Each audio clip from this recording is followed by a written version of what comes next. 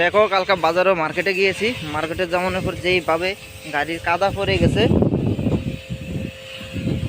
একদম ইঞ্জিন সহ গাড়ির তলা একবারে পুরা মাটি মাটি।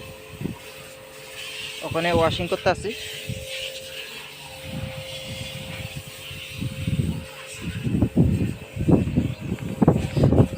আজকে নতুন জামাইয়ের মতন স্নান করে সেটা ওয়াশিং কইটা সেটা উদয়পুর যাবো।